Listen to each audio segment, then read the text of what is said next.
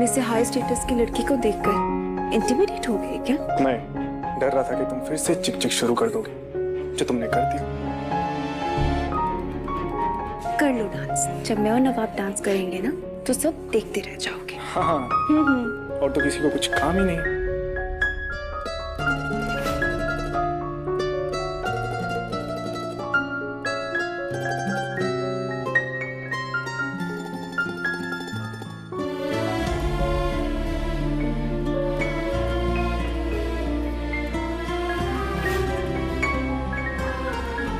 कहने को कितना कुछ है, पर कैसे कहूं? हीर,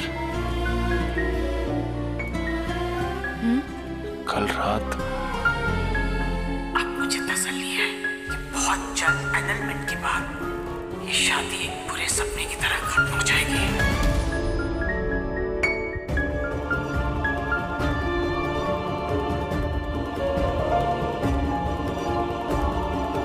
तू भी एफर्ट मार।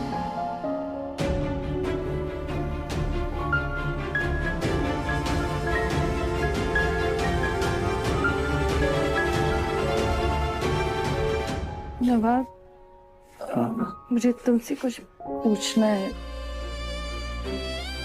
मुझे जानना है कि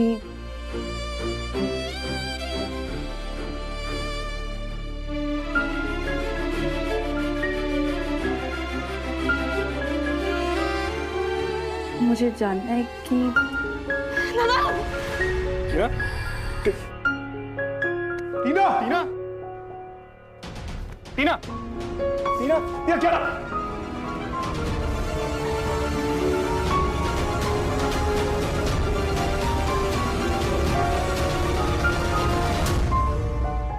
वैलेंटाइन डे क्वीन का तो नहीं पता, ड्रामा क्वीन का अवार्ड इसी को मिलना चाहिए।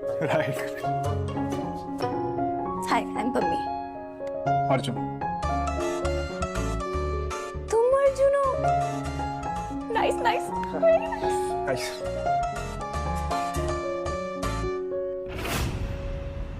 बीपी काफी लो है। I think it's due to exertion. Nawab, तो यही है ना, मुझे छोड़कर मत जाना। यहीं पे उठी ना। तुम ऑलरेडी एंटी एंजाइटी मेडिसिन पर हो, ऐसे रैंडमली डोजेज मिस करोगी तो चक्कर तो आएगा ही। एक्चुअली मैं कई बार दवाई लेना भूल जाती हूँ। आपके घर पर भी है जो आपको रोज दवाई लेना याद दिलाए? मेरे पापा है, पर वो बिजनेस ट्रिप के लिए बाहर गए।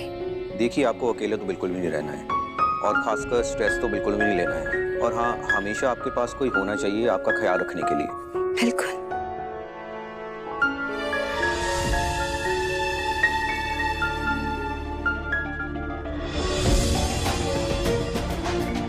कोई ना कोई तो हो गए।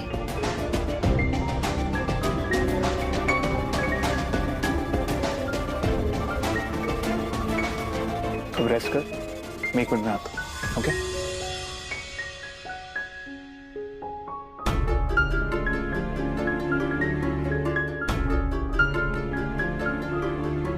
टीना का क्या करूं मैं यार? क्या करूं यार, क्या करूं मैं? दिमाग खराब हो गया है मेरा।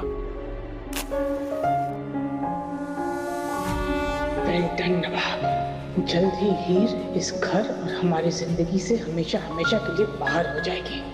ओह, I am so happy. Thank you भगवान। मम्मी जी, ये पूजा, ये सब आप ये क्या कर रहे हो? एक मन्नत मांगी थी, बहुत जल्द पूरी होने वाली है।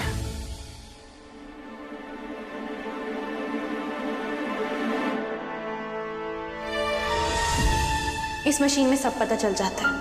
जब कोई सच बोलता है तो हार्ट बीट नॉर्मल रहती है, लेकिन जब कोई झूठ बोलता है या गलत सोचता है तब हार्ट बीट ऊपर जाती है। दिमाग तो बहुत चला लिया नवाब, इस बार दिल की बारी है।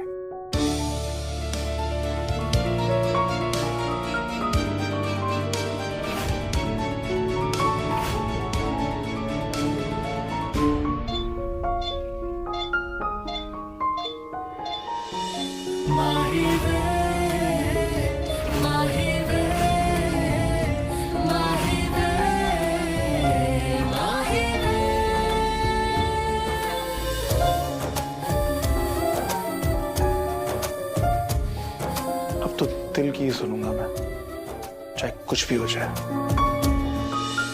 तुम यहाँ क्या कर रही हो? डॉक्टर ने कहा है टीना को स्ट्रेस नहीं देना, और तुमसे ज्यादा स्ट्रेस उसे और कौन दे सकता है? So stay away. यस।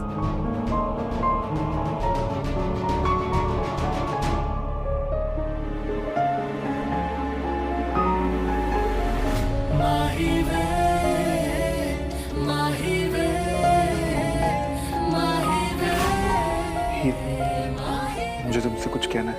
क्या कहना चाहती हूँ? नहीं, इस बार फैसला दिल करेगा और मेरा दिल अच्छे से जानता है उसे क्या चाहिए।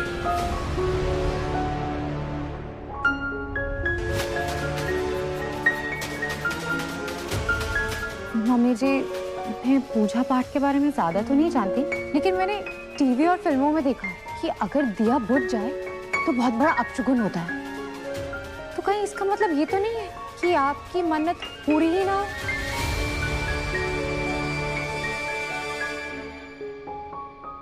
हीर मैं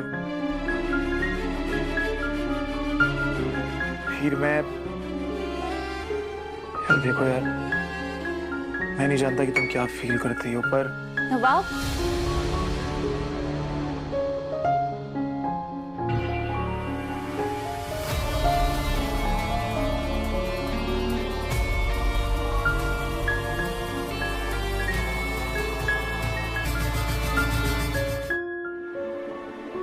तो मुझे अंदर अकेला छोड़कर आ गया और इससे बात कर रहा है। एक्चुअली कंसर्न थी, वो पूछना आई थी is everything okay. Thank you, पर मुझे किसी की कंसर्न की जरूरत नहीं है। All I need is you, बस।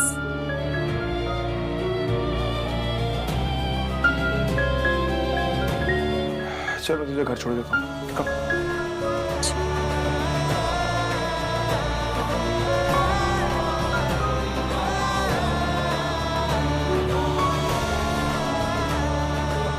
बिना कहे चला गया। क्या कहने वाला था? शिट यार, कहते कहते रह गया। हीर,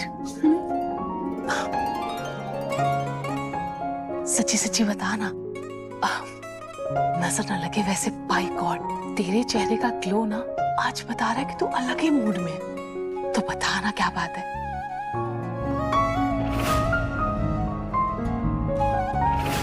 कुछ नहीं भाभी, मैं किसी को नहीं बताऊंगी, आई प्रॉमिस। बता ना। कुछ नहीं भाभी, वो पापा जी आज हॉस्पिटल से आए ना बड़े दिनों बाद, तो इसकी खुशी है। चलो पक्का ना? हाँ।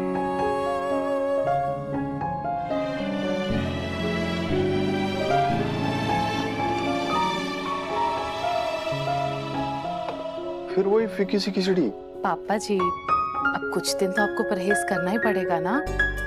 क्यों पापा जी? लगता है आपको वो हॉस्पिटल की दवाइयाँ इस खिचड़ी से ज्यादा टेस्टी लगने लग गई हैं। हीर, I got your point, huh? It's okay.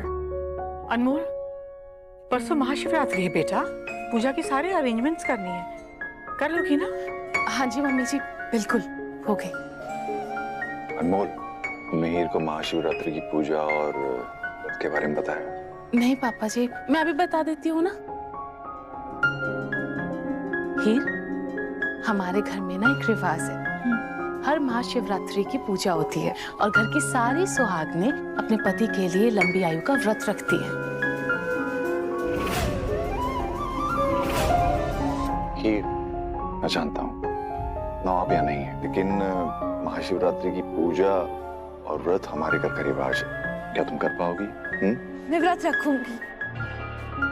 Good. मेरा मतलब है, अगर घर का रिवाज है तो पूरा करना चाहिए। मुझे व्रत रखने में कोई प्रॉब्लम नहीं है। 5-10 दिन बचे हैं इस शादी को, और ये सुहागन वाला व्रत रखेगी इस हक से।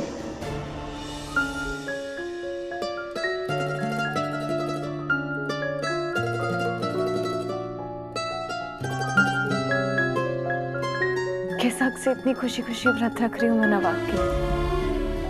उसने तो मुझे बताया तक नहीं है कि उसके दिल में क्या है।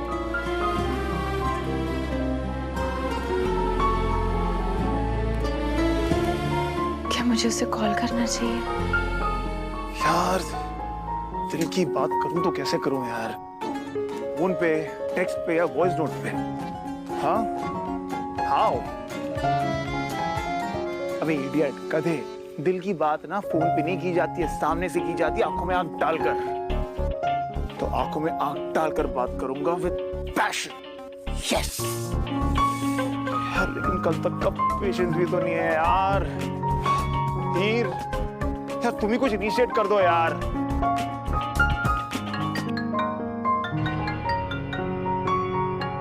Mom, hello mom. नवाब, इस हीर से ना मैं तंग आ चुकी हूँ। हद से ज्यादा इरिटेट करने लगी है ये लड़की। अरे मॉम, क्या वो इतनी बुरी है क्या? Excuse me, you don't believe me? Mom actually मैं जानता नहीं हूँ ना उसे। That's I'm asking कि इतनी बुरी है क्या वो? रोज नए नए ड्रामे करने लगी है ये। Should I tell you what is the latest drama?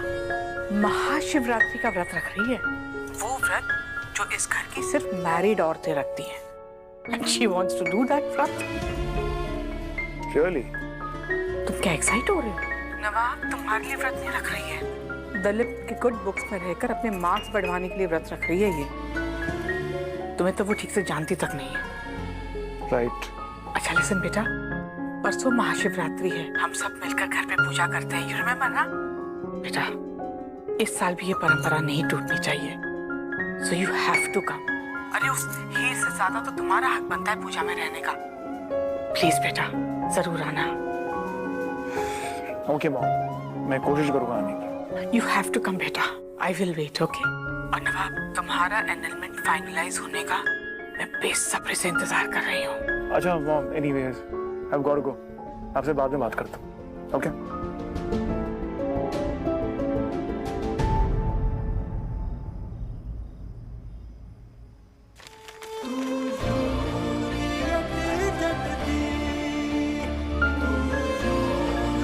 Mom को कैसे समझाऊं यार कि मैं ये अनाउंसमेंट नहीं चाहता। पर अब फर्क नहीं पड़ता। कल ये पेपर्स हीर के हाथों में दूंगा और कहूंगा इसे जला दो। ये पेपर्स, ये डील, ये सब गलत था। जो सच है वो ये है कि मैं उसके बिना नहीं रह सकता।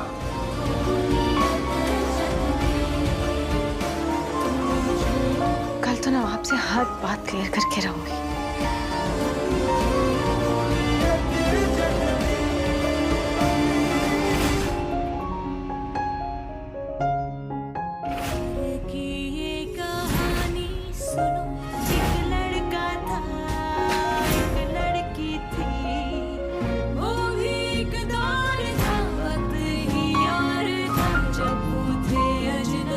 कुछ कहना चाहता हूँ।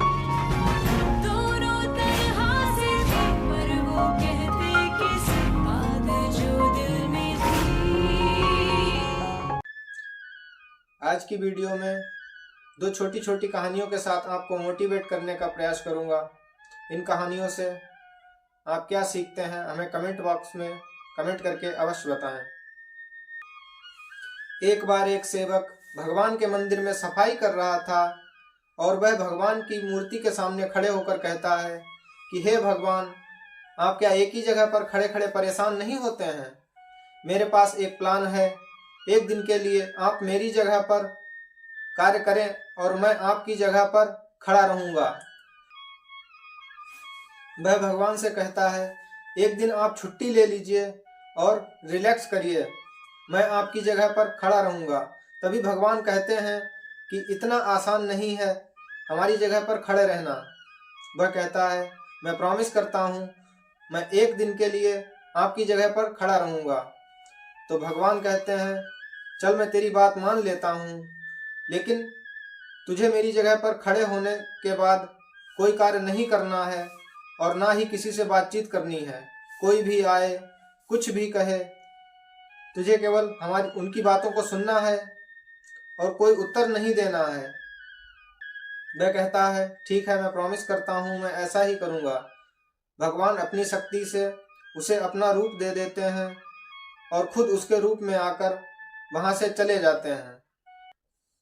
थोड़ी देर के बाद वहाँ पर एक बिजनेसमैन आता है और हाथ जोड़कर कहता है, हे भगवान, आपने हमें बहुत कुछ दिया है। मैं आपका बहुत आभारी हूँ। और मैं एक नई फैक्ट्री का उद्घाटन कर रहा हूँ, उसमें भी बहुत तरक्की कराइएगा। इस प्रकार वह भगवान के आगे मत्था टेकता है और अपनी पर्स से कुछ पैसे निकालकर उन्हें चढ़ाता है और वह अपनी पर्स वहां पर भूल के चला जाता है। सेवक जो भगवान के रूप में खड़ा था वह उसे रोकना चाहता है, लेकिन उसने भगवान से प्रॉमिस कर रखी है कि वह किसी को कुछ नहीं कहेगा।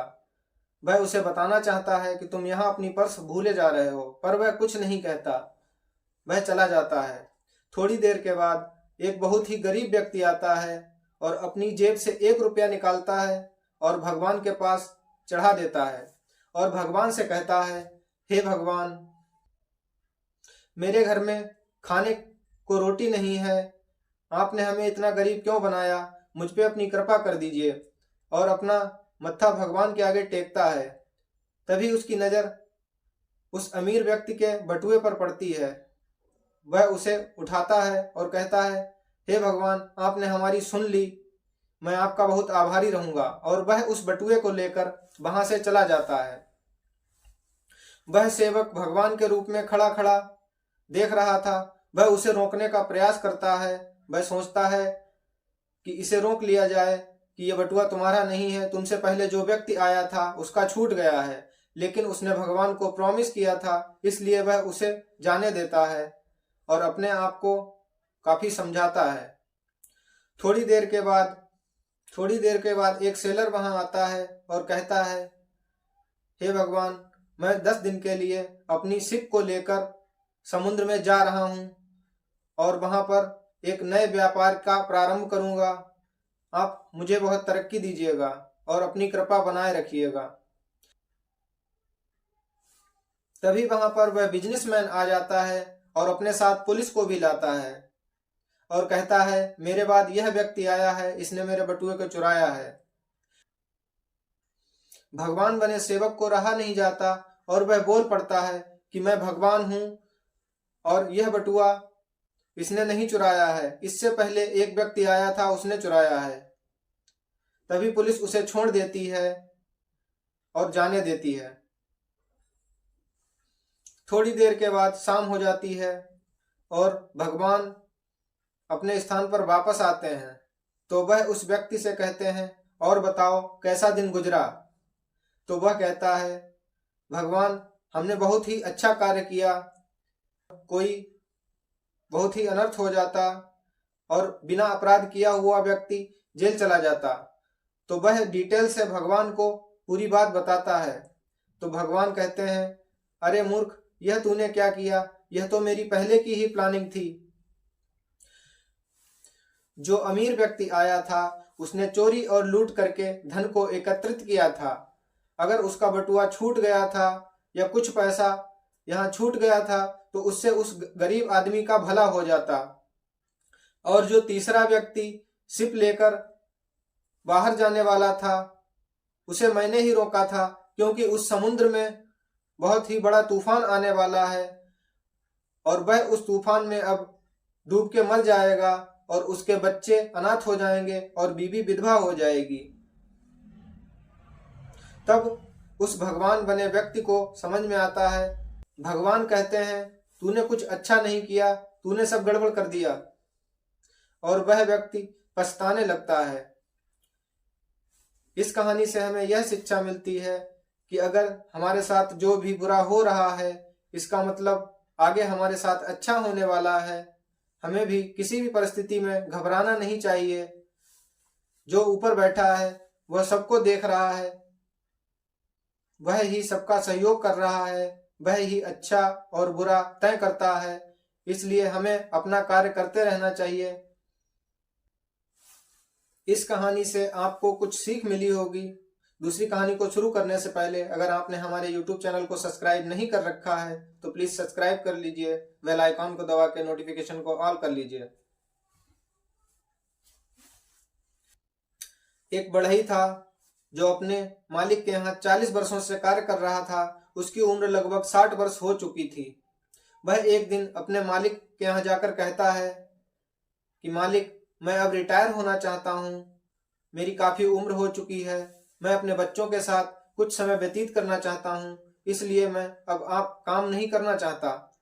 तो मालिक कहते हैं, चलो ठीक है, रिटायर हो जाओ, परंतु एक टेंडर हमारे पास आया है जो 2.5 महीने का काम है, उसे करके आप रिटायर हो जाना और मैं आपको एक फेयरवेल पार्टी देकर और कुछ उपहार देकर रिटायर कर दूंगा। तो वह व्यक्ति ना चाहते हुए भी हाँ कर देता है और काम को शुरू करता है। उसका मालिक कहता है, तुम्हें एक घर बनाना है, इस घर बनाने के बाद तुम रिटायर हो जाना। वह उस घर को बनाना शुरू करता है। उसका मन घर बनाने में नहीं लगता।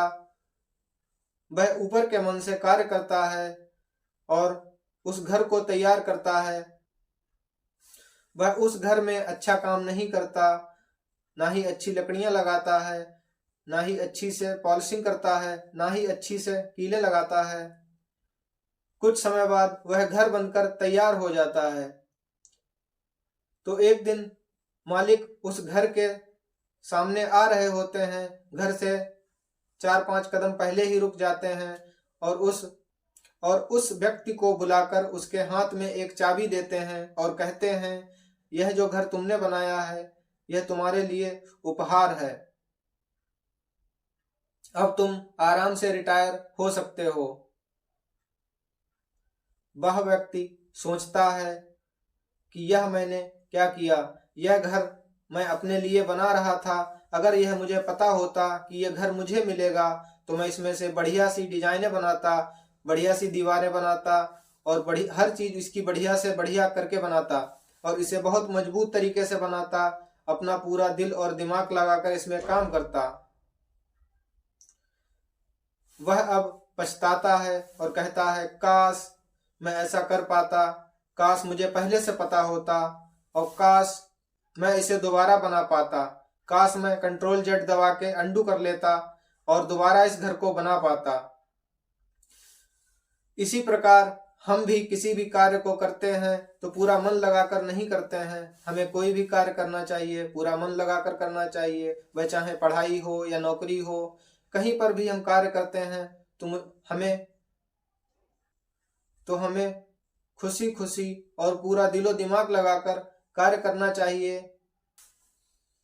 कोई भी ऐसा कार्य ना करिए जिससे कि बाद में पछताना पड़े या सोचना पड़े कि काश मैंने ऐसा क्यों किया, काश मैंने मेहनत से कार्य क्यों नहीं किया, काश मैंने ध्यान से पढ़ाई क्यों नहीं की। तो जो भी काम करिए मन लगाकर करिए, दिल लगाकर करिए। इसी के साथ हमारे चैनल को सब्सक्राइब कर लीजिए, बेल आइकॉन को दबा के नोटिफिकेशन ऑल कर लीजिए। धन्यवाद।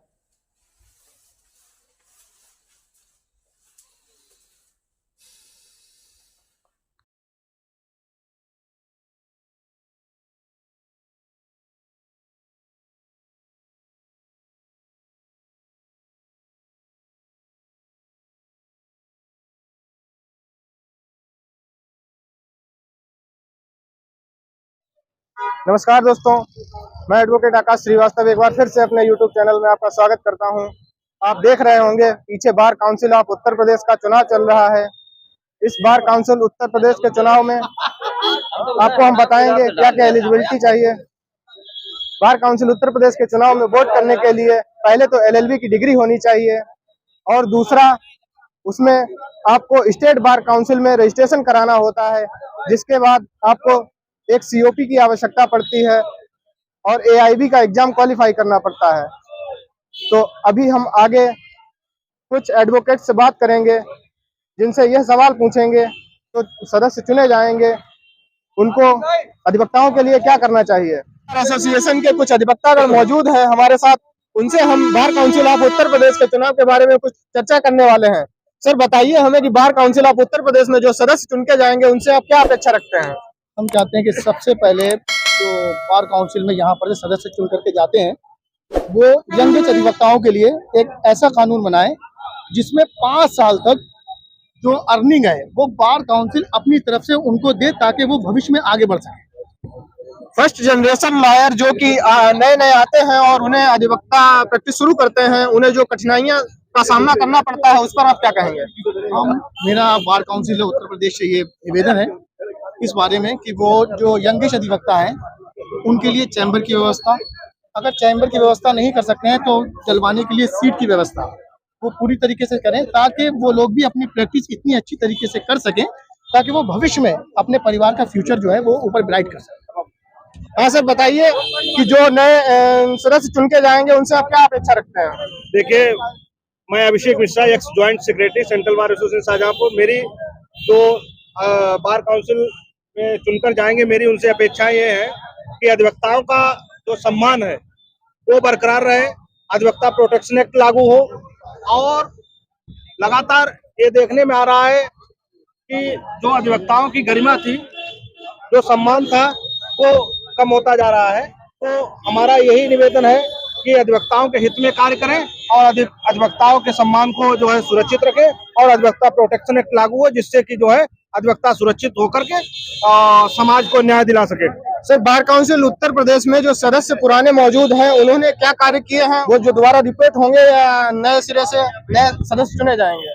देखिए, जितने भी पुराने कैंडिडेट हैं सबके बारे में नहीं कहा जा सकता है कि रिपीट होंगे कि नहीं रिपीट होंगे, लेकिन 50% रिपीट भी हो सकते हैं, और जिन लोगों ने अच्छा काम किया है वही रिपीट होंगे।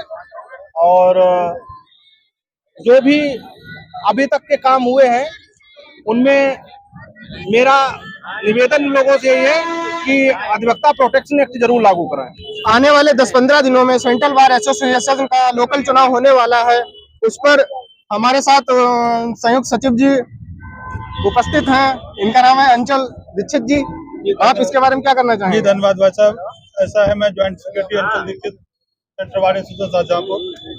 मैं सभी को इधर से प्रत्याशियों से एक ही बात कहना चाहूँगा कि आगामी चुनाव जो हमारे सेंट्रल बार एसोसिएशन शाहजहांपुर का हो रहा है, इसमें अपने कर्तव्यों को बाखूबी अधिवक्ता के हित में लगाएं और किसी के प्रति कोई दुर्भावना न रखें, और आने वाले समय में आप एक अच्छे पदाधिकारी होने का अपना परिचय दें। 2025 में सेंट्रल बार एसोसिएशन में क्या क्या सुविधाएं मुहैया कराई गई हैं और आने वाले समय में क्या क्या कार्य होने चाहिए? देखो, 2025 की बात करें तो सबसे पहले एक सबसे बड़ी उपलब्धि हमारे यहाँ रही है वो लाइब्रेरी की है। जैसे हमारे शाहजहांपुर की लाइब्रेरी एक बहुत ही सुंदर लाइब्रेरी के रूप में जानी जाएगी। आने वाले समय में लगभग बहुत ही सुंदर लाइब्रेरी बनाई गई है। अधिवक्ताओं के बैठने के लिए एक टीन सेट की व्यवस्था की गई, और ऐसे कई कार्य जो हमारे अधिवक्ता हित के लिए, नए अधिवक्ताओं के लिए क्लासेस चलाई गई, जिसमें अधिवक्ताओं को उनके कार्यशैली के बारे में उन्हें अवगत कराया गया। यही सारी चीजें अभी तक चल रही हैं। तो 1 वर्ष का कार्यकाल होता है, तो जितना संभव हुआ उतना हमारे अध्यक्ष महोदय के द्वारा और हम लोगों के सहयोग से कराया गया। हमारे साथ सेंट्रल बार एसोसिएशन के सीनियर अधिवक्ता जी उपस्थित हैं। इनसे हम पूछना चाहेंगे, जो सेंट्रल बार एसोसिएशन का लोकल चुनाव होने वाला है उसमें अधिवक्ता जो नए सदस्य चुने जाएंगे उनसे क्या अपेक्षा रखते हैं? जो नए सदस्य चुने जाएंगे कायदे से हर की समस्या को सुने और उसका समाधान लगाएं, लड़ाई ना करें, हर चीज को न्यायालय की सहमति और सहयोग देके ही कार्य करें तो ज्यादा बेहतर रहेगा। बार काउंसिल उत्तर प्रदेश का चुनाव चल रहा है, इसमें जो नए सदस्य चुन के जाएंगे उनके द्वारा क्या कार्य किए जाने चाहिए जिससे कि अधिवक्ताओं को लाभ मिल सके? सबसे पहले जूनियर्स को सपोर्ट करें, उनको आगे पढ़ने के लिए किताबें प्रोवाइड करें, और जो स्टेपेंड बांधा गया वो उन्हें जरूर दें जिससे कि उनका हौसला बनता रहे। सर, अधिवक्ता प्रोटेक्शन एक्ट के बारे में आप क्या कहना चाहेंगे? अधिवक्ता प्रोटेक्शन एक्ट में आज तक तो सरकार ने कोई काम किया नहीं। प्रशासन हमारे साथ हमेशा डबल गेम खेलता चला आया है। इसके लिए हमें जरूर अलर्ट रहना चाहिए और हम लोग पूरा प्रोटेक्शन एक्ट बनाना चाहिए और उसका इम्प्लीमेंटेशन करना चाहिए।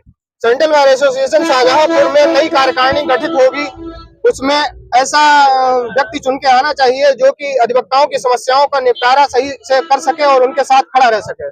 बिल्कुल ऐसा ही होना चाहिए, तभी हम लोग आगे बढ़ सकते हैं, नहीं तो हमें प्रशासन हमेशा दबाए रखेगा। सीनियर अधिवक्ता राकेश कुमार सिंह जी मौजूद हैं, इनसे हम कुछ सवाल पूछना चाहेंगे।